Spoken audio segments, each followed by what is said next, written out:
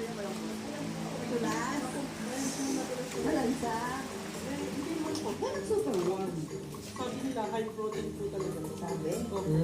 Sa mga nagbibuild na mga katawan. Ay! Hindi na po ngayon eh. Nagpalit na po, change career na po ako. Hindi na po ako nag-build ng katawan ko. High protein class. Kailangan mo na singer, di ba? Oo, yan. Dancer po ako. Dancer po tsaka host na. So, meron po yan? Doon na lang po yan.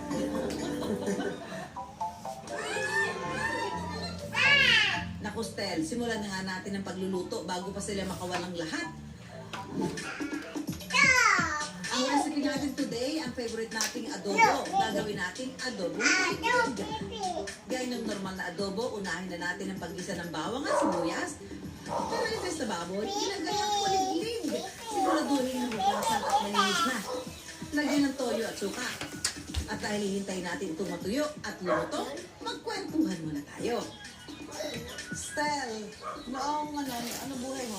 Habang nagluluto tayo magkwento ka ha? Kumusta buhay mo nung Di pa po ako SB. SB9? Dati po akong kuliglig. Hindi, dati po hindi po ako SB na. Normal student po. Normal student. Opo. Okay, so ikaw ay normal student, di ba? Opo. Tapos nagtuturo din po ako ng mga sayaw po. Sa mga bata po sa special school. Yung pagkabuo nga ng SB9, paano nagsimula yun? Audition po. Sa audition, tapos nagsama-sama kayo? Opo. Ang galing ah. Okay, tapos ngayon, nung nagte-training kayo, gaano katagal yung mga training na ginagawa niyo? Rehearsal, mga ganyan. Yung rehearsal po, everyday. Every day. Opo. Tapos Okay, ang bango. Ilang years ilang yun? years? 3 years. Tapos nung 2018 po, nag-debut po kami as B19 na talaga. Mahirap ba nung nagsisimula kayong grupo niyo? May mga natanggap ba kayo mga pambabatikos, pambabash, ganyan?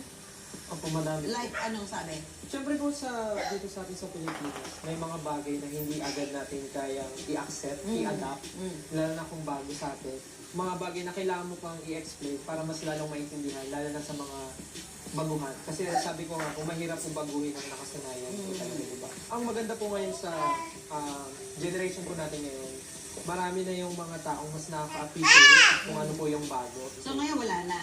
Meron pa rin po, pero siyempre hindi naman na po natin isipin. Kasi hindi na po mahalaga yung gano'n. You focus on yung Mas good, mahalaga po sa atin mga yung good mga things at kung ano yung mga, as long as tama na masaya yung ginagawa nyo. Masaya. Tsaka, Masaya.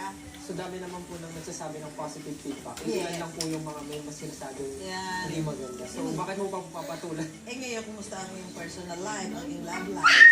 May girlfriend na si Steph? Wala po. Wala ba? Priority mo lang. Family. Ang career. Siyempre, alam mo Pero naman. siyempre, magtatampo yung 18 pag sinabi kong wala. So, meron po yung 18. Ano, 18? Opo, yung para.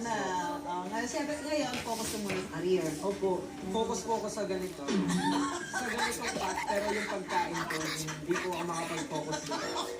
Dry na, parang tuyo na to. Crunchy adobo na to. Ready na tikman style. Ganito. Kakayanin kaya namin tikman ang nilutong chicha warm ni Aiko at ang niluto namin kuliglig na adobo.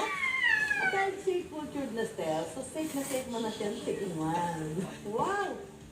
And smells good! Excited na po ako para sa inyo, Mrs. Sai.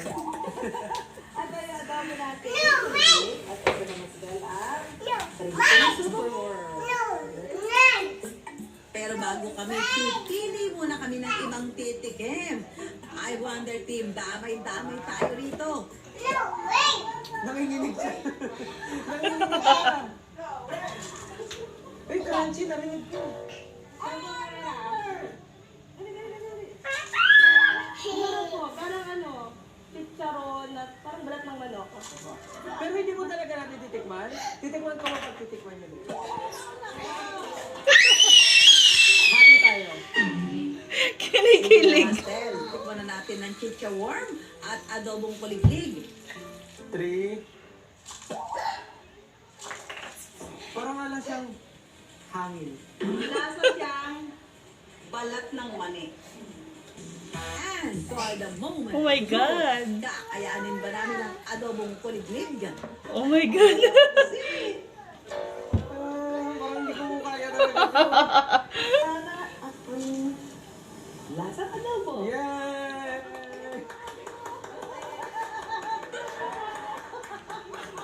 Hindi kaya. Susan, galing.